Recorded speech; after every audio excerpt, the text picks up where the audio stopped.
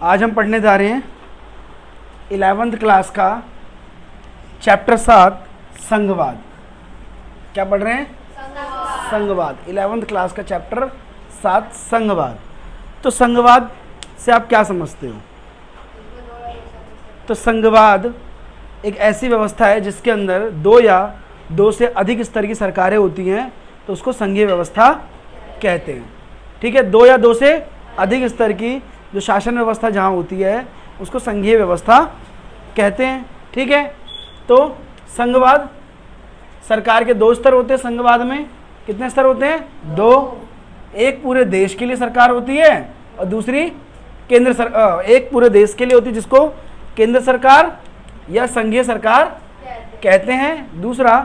दूसरा प्रत्येक राज्य के लिए अलग अलग सरकार होती है जिनको प्रांतीय सरकार या राज्य सरकार कहते हैं। जैसे भारत के अंदर एक केंद्र सरकार है और प्रत्येक राज्य के अंदर एक एक सरकार है। हर राज्य के अंदर एक सरकार है, इसको हम राज्य सरकार बोलते हैं। ठीक है, इस तरीके से संघीय व्यवस्था होती है। आगे देखेंगे हम संघवाद से क्या अभिप्राय है। ठीक है, संघवाद से क्या अभिप्राय है? तो संघवाद एक ऐसी राजनीतिक व्यवस्था है। कैसी राजनीतिक व्यवस्था है? जिसमें दो प्रकार की राजनीतिक व्यवस्था समाहित होती है। दो प्रकार की कौन सी? राज्य सरकार और दूसरा केंद्र सरकार। ठीक है, यानी कि शासन के दो अंग होते हैं। शासन के कितने अंग होते हैं? दो अंग होते हैं। ठीक है, प्रत्येक सरकार अपने क्षेत्र में स्वायत्त होती है और उनके पास शासन करने का अधिकार होता है। यानी कि केंद्र सरकार है और राज्य सरकार है, दो स्तर की सरकारें हैं ना, तो दोनों स्तर की सरकारों के पास अपने अपने कार्य क्षेत्र बटे होते हैं। उनके कार्य क्षेत्र में कोई हस्तक्षेप नहीं करता है। केंद्र सरकार अपने दायरे के कार्य करेगी और राज्य सरकार है वो अपने राज्य के अंदर अपने राज्य के दायरे में रहते हुए कार्य करेगी और सबके कार्य क्षेत्र बटे हुए होते हैं और वो स्वतंत्र रूप से अपना कार्य करते हैं। ठीक है, समझ में आया? कुछ संघीय देशों में दोहरी नागरिकता होती है। अब दोहरी नागरिकता और एकहरी नागरिकता क्या होती है? दोहरी नागरिकता और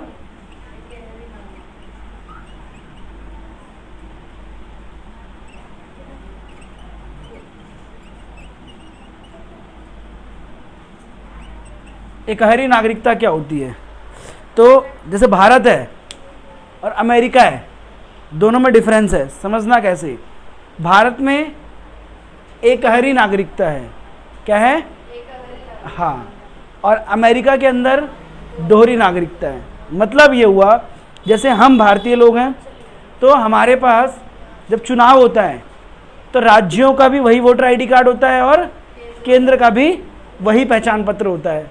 ठीक है, यानी कि हमारे देश के अंदर हमारे देश की पहचान के लिए और राज्य की पहचान के लिए अलग अलग पहचान पत्र नहीं होता है।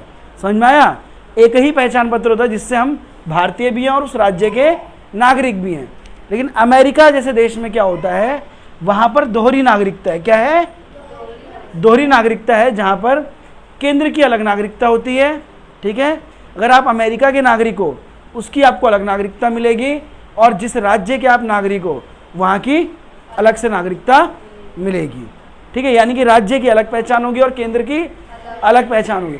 भारत में भी ऐसे ही है, दो स्थिति है, केंद्र सरकार राज्य सरकार, लेकिन यहाँ पर क्या है, पहचान के लिए एक ही आईडी यूज़ की गई है। ठीक है, उसके अलावा हालांकि हम कहते हैं ना कि हम पंजाबी हैं, गुजराती हैं, यूपी के हैं, है ना, कहते कि नहीं कहते हैं, लेकिन पहचान के लिए कोई ऐसी व्यवस्था नहीं है। हमारे पास सिर्फ एक ही पहचान पत्र होता है ना, उसी से ही हम राज्य के नागरिक भी होंगे जहाँ पे हम रहते हैं और उसी पहचान पत्र से ही पता चलता है कि हम भारत के नागरिक। दो अलग अलग नागरिकता लेने का प्रावधान भारत में नहीं है। ठीक है, लेकिन अमेरिका जैसे देशों में दो अलग अलग नागरिकता होती है, केंद्र की अलग और राज्य की अलग। तो यहाँ तक समझ में आ गया है ना? इससे लोगों की दोहरी पहचान होती है। दोहरी पहचान कैसे होती है बताया ना मैंने? हाँ, स्टेट की अलग और केंद्र की अलग, राष्ट्र की अलग। ठीक है, दोहरी शासन की विस्तृत रूपरेखा एक लिखित संविधान में होती है। अब जो दोहरी शासन व्यवस्था है ठीक है, यानी कि जो संघवादी व्यवस्था है, दोहरी शासन की जो व्यवस्था है, मतलब केंद्र सरकार और राज्य सरकार की व्यवस्था जहाँ पर है, दोहरे शासन की व्यवस्था है, वहाँ पर क्या होता है, एक लिखित संविधान होता है। भारत में दोहरे शासन की व्यवस्था है, केंद्र सरकार भी और राज्य सरकार भी है, और दोनों स्वतंत्र हैं। तो भारत के अंदर लिखित संविधान है कि नहीं है? है। भारत में क्या एक लिखित संविधान है। अगर लिखित संविधान नहीं होगा तो क्या होगा? केंद्र और राज्यों के बीच आपसी टकराव होंगे। होंगे या नहीं होंगे? बिल्कुल होंगे। उससे क्या होगा? अब लिखित संविधान है तो किसी भी विषय पर अगर टकराव होता है ना, तो संविधान के माध्यम से उस समस्या का समाधान किया जा सकता है। लेकिन अगर संविधान ही हमारा लिखित नहीं होगा, ठीक है, तो कोई भी विषय किसी को क्लियर ही नहीं होगा। तो कहीं पर केंद्र सरकार कहेगा मेरे कार्य क्षेत्र में आता है, और कहीं पर राज्य सरकार कहेगा ये मेरे कार्य क्षेत्र में आता है। तो ये टकराव दिन प्रतिदिन बढ़ते चले जाएंगे। इसलिए संघीय व्यवस्था जो सक्सेसफुल है वो किस में है? लिखित संविधान में ही सक्सेसफुल है, और संघीय व्यवस्था में लिखित संविधान होता है। समझ में आ गया? हाँ, आगे देखो। संघीय व्यवस्था में संविधान को ही सर्वोच्च माना जाता है। क्या होता है? संघीय व्यवस्था के अंतर्गत जो संविधान है ना हमारा, वही सबसे ऊपर होता है। संविधान से बढ़ के कुछ भी नहीं होता है। ठीक है, अगर केंद्र और राज्य के बीच कोई विवाद होता है तो संविधान के ही विषयों को उठाकर उस विवाद को सुलझाया जाएगा। अब अगर विवाद होगा तो मान लो संविधान तो खुद चलकर जाएगा नहीं, कोई ना कोई होगा ना समस्याओं को सुलझाने के लिए। उसके लिए एक स्वतंत्र न्यायपालिका की बात है। स्वतंत्र न्यायपालिका का निर्माण किया गया है भारत के अंदर। क्या किया गया है? एक स्वतंत्र न्यायपालिका का निर्माण किया गया है। अब वो जो स्वतंत्र न्यायपालिका है ना, इसी स्वतंत्र न्यायपालिका को, ठीक है, संविधान का रक्षक भी कहा गया है। क्या कहा गया है? संविधान का रक्षक।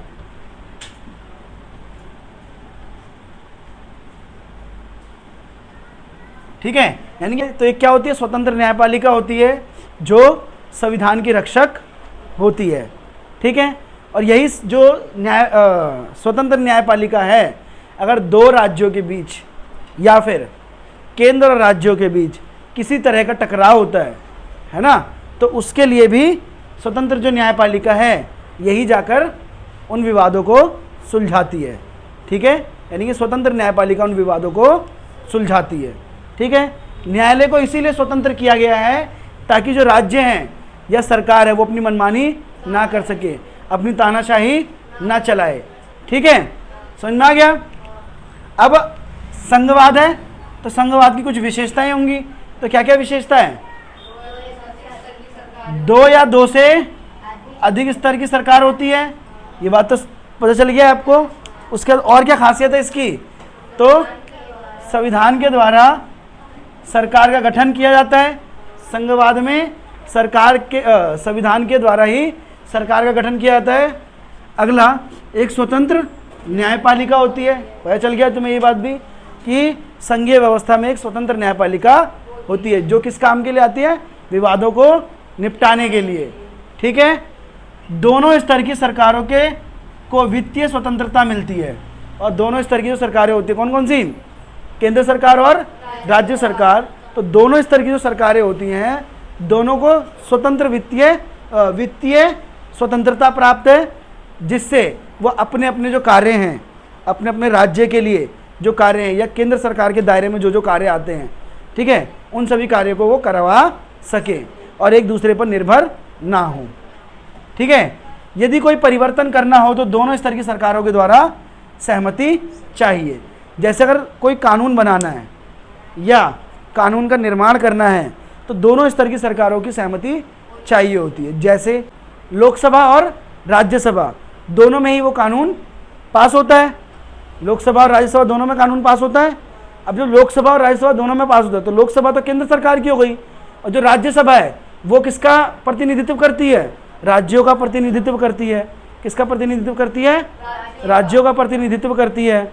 और जब राज्यों का प्रतिनिधित्व करती है तो हमें समझ में आगे कि नहीं आया कि कोई भी परिवर्तन करना है, कोई भी कानून बनाना है तो दोनों स्तर की सरकारों की सहमति होती है। ठीक है, या फिर कोई ऐसा कानून बनाना है ना, जैसे शिक्षा से संबंधित कानून बनाना है तो राज्य की सहमति भी जरूरी है ना। इस तरह के कुछ ऐसे कानून होते हैं, तो उसमें राज्यों की सहमति भी जरूरी होती है।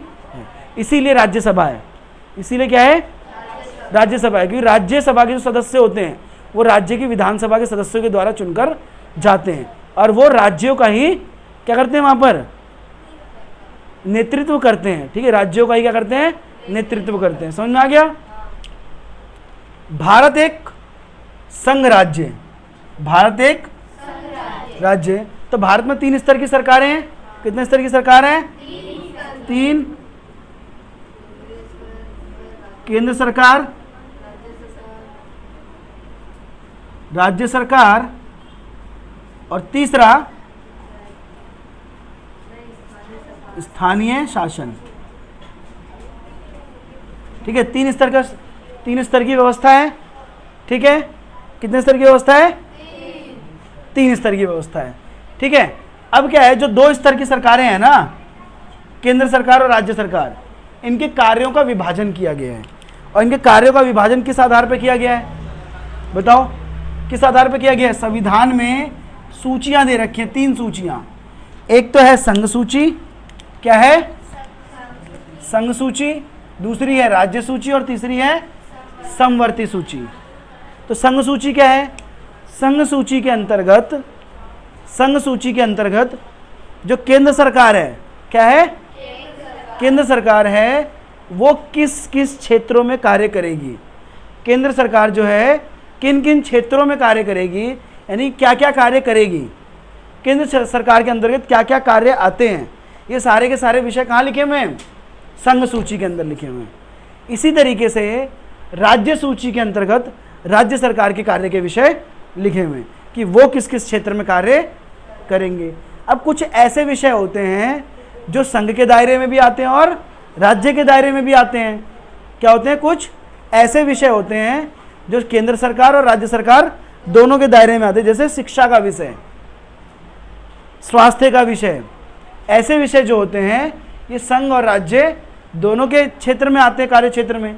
तो ऐसे विषयों को समवर्ती सूची के अंतर्गत रखा गया है, जिन पर केंद्र सरकार और राज्य सरकार दोनों मिलकर कानून बनाते हैं। क्या करते हैं? हाँ, यहाँ पर संघ सूची के कार्य क्षेत्रों में राज्य सरकार हस्तक्षेप नहीं कर सकता, राज्य सूची के कार्य क्षेत्रों में संघ सरकार कोई हस्तक्षेप नहीं कर सकती है, लेकिन समवर्ती सूची के जो कार्य हैं उन पर दोनों मिलकर ही क्या करेंगे? कानून बनाते हैं। समझ में आ गया?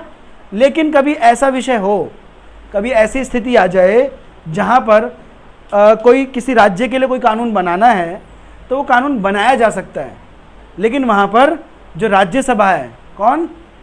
राज्यसभा है, उसकी सहमति जरूरी है, यानी कि वो कानून राज्यसभा में पास होना जरूरी है।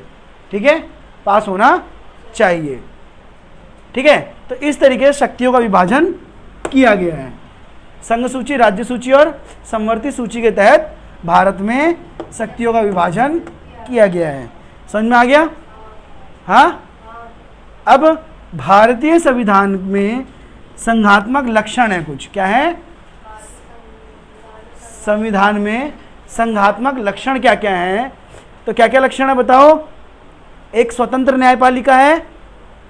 संघवाद के कुछ लक्षण है ना भारतीय संविधान में। संघात्मक लक्षण क्या है? पहली चीज क्या है? स्वतंत्र न्यायपालिका है ना।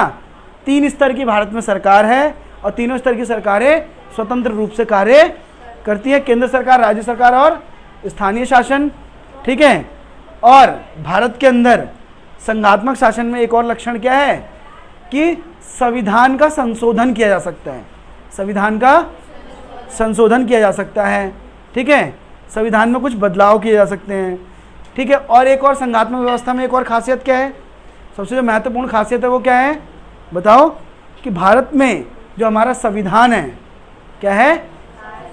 संविधान जो है वो सर्वोच्च है। संविधान से बढ़ के कुछ भी नहीं है। कोई भी किसी भी तरीके का अगर विवाद होता है, किसी भी तरीके की कोई समस्या होती है ना, तो सर्वोच्च, सबसे ऊपर सर्वोच्च किसको माना जाएगा? संविधान को, और संविधान के आधार पर ही वो फैसले लिए जाएंगे। ये भी एक लक्षण है कि संविधान सर्वोच्च है। और क्या है? सभी संविधान के दायरे में रहकर ही कार्य करते हैं, चाहे केंद्र सरकार हो चाहे राज्य सरकार हो, सब के सब संविधान के दायरे में रहकर ही कार्य करते हैं। चाहे हमारी स्वतंत्र न्यायपालिका क्यों ना हो, वो भी संविधान के दायरे में ही रहकर कार्य करती है। ठीक है, इस तरीके से क्या है कि हमारे संविधान के कुछ संघात्मक लक्षण भी हैं। समझ में आ गया? अब अगला विषय हमारा क्या है? भारतीय संविधान में भारत में एक मजबूत केंद्र सरकार। अगला विषय क्या है हमारा? भारत में एक मजबूत केंद्र सरकार। ठीक है, इसको आगे कंटिन्यू करेंगे।